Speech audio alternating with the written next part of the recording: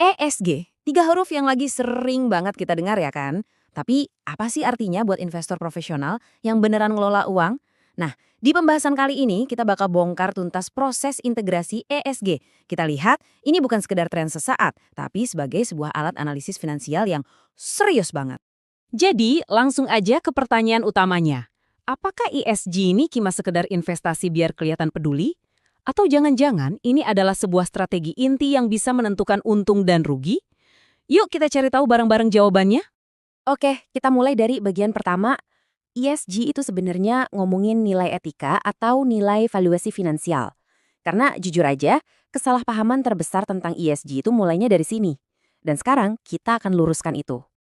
Jadi gini, integrasi ESG itu bukan sekedar bikin daftar mana perusahaan baik dan mana yang buruk. Bukan, ini adalah sebuah proses yang disiplin, di mana data lingkungan, sosial, dan tata kelola itu dimasukkan secara sistematis ke dalam setiap tahap analisis. Ya, sama seriusnya seperti kita menganalisis neraca keuangan atau arus kas. Nah, ini dia mantranya, dan tolong diingat baik-baik. Kalau kita bicara di konteks profesional, pertanyaannya itu geser. Bukan lagi, wah perusahaan ini baik atau jahat ya, tapi lebih ke, isu lingkungan ini bakal jadi resiko operasional nggak ya? Masalah sosial ini bakal ngaruh ke valuasi perusahaan nggak? Ujung-ujungnya, semua kembali ke nilai finansial. Nah, untuk menjawab pertanyaan-pertanyaan finansial tadi, para analis biasanya melihat ESG lewat 2 kacamata atau 2 lensa yang beda banget. Mari kita bedah satu persatu. Oke, biar gampang, bayangin aja analis ESG itu punya 2 kepribadian. Ada si detektif dan ada si ahli statistik. Analis kualitatif, itu dia si detektifnya. Tugasnya nyari-nyari petunjuk, baca yang tersirat, gali cerita di balik angka. Nah, pasangannya, analis kuantitatif, itu si ahli statistiknya. Dia yang ngambil semua petunjuk dari si detektif tadi, terus diubah jadi data dan model yang bisa dihitung. Dua-duanya ini, wah nggak bisa dipisahkan. Yuk, kita dalami dulu perannya si detektif ini. Analis kualitatif itu nggak cuma baca laporan di permukaan. Mereka bertanya lebih dalam. Seberapa detail sih laporannya? Komitmen perusahaan ini beneran atau cuma di atas kertas? Bonus CEO-nya ada kaitannya nggak sama target pengurangan emisi? Ini semua adalah petunjuk-petunjuk penting soal karakter perusahaan dan risiko di masa depan yang belum kelihatan di laporan keuangan. Sekarang, giliran si ahli statistik beraksi.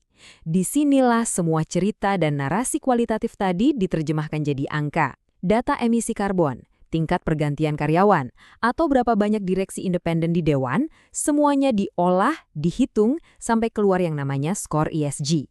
Nah, skor inilah yang nantinya dipakai buat nentuin, misalnya porsi saham perusahaan A di portofolio kita perlu ditambahin atau malah dikurangin. Oke, kita udah kenal sama 2 perannya, si detektif dan si ahli statistik. Sekarang, ayo kita intip koper mereka. Kita lihat alat-alat canggih apa aja sih yang mereka pakai dalam analisis ESG modern. Ini dia perangkat standar yang wajib ada. Anggap aja ini toolkit investigasi. Bendera merah atau red flag itu kayak alarm peringatan dini. Wawancara sama manajemen itu ibarat sesi interogasi buat menguji komitmen mereka. Terus ada watchlist atau daftar pantau, ini isinya perusahaan-perusahaan yang terus diawasi, entah karena risikonya tinggi atau karena potensinya menarik. Tapi, analisis ESG modern nggak berhenti di situ aja. Kita sekarang masuk ke era berikutnya, di mana teknologi mulai mengambil peran besar buat menciptakan analisis yang lebih objektif, yang nggak cuma ngandelin data laporan dari perusahaan itu sendiri. Dan kecerdasan buatan, atau AI, ini benar-benar jadi pengubah permainan. Coba bayangin, seorang analis manusia mungkin kuat baca 10 laporan tahunan dalam sehari.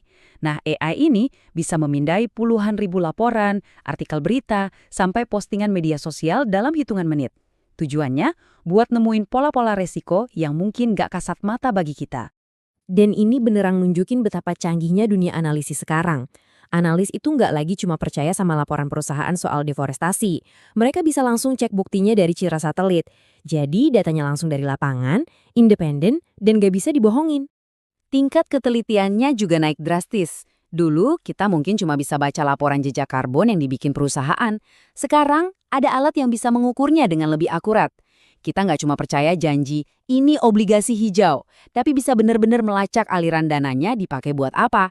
Intinya, teknologi ini mengubah ESG dari yang tadinya soal kepercayaan jadi soal verifikasi. Tapi jangan salah, Integrasi ESG ini bukan jalan yang mulus tanpa hambatan. Biar adil, kita juga harus lihat sisi lainnya.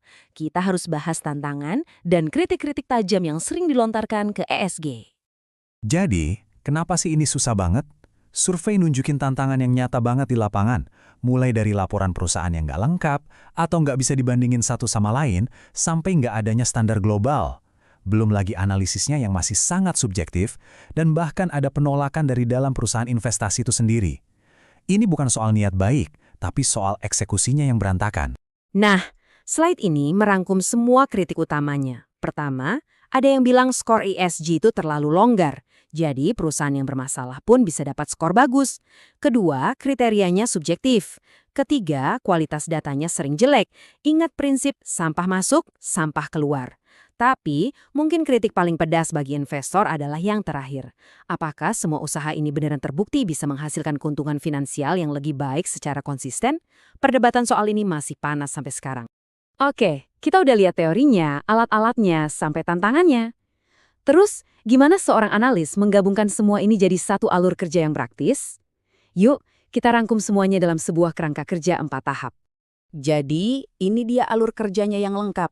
Selalu dimulai dari si detektif di tahap 1, yaitu analisis kualitatif untuk membentuk hipotesis awal. Lalu di tahap 2, si ahli statistik masuk untuk menguji hipotesis itu dengan data-data keras. Di tahap 3, hasil dari keduanya digabungin buat ambil keputusan investasi, beli, tahan, atau jual. Dan yang penting, prosesnya nggak berhenti di situ. Di tahap 4, setelah investasi, pemantauan dan dialog dengan perusahaan terus berjalan. Dan kita tutup pembahasan ini dengan satu pertanyaan besar untuk masa depan.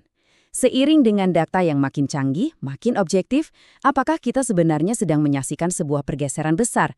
Pergeseran di mana analisis ESG bukan lagi sekedar tambahan, tapi justru menjadi inti dari analisis fundamental itu sendiri. Apa pendapat Anda? Jadi apakah ESG akan jadi standar baru? Kami penasaran banget ingin dengar pendapat Anda. Coba tulis di kolom komentar ya. Terima kasih sudah menyimak dan sampai jumpa di pembahasan kami berikutnya.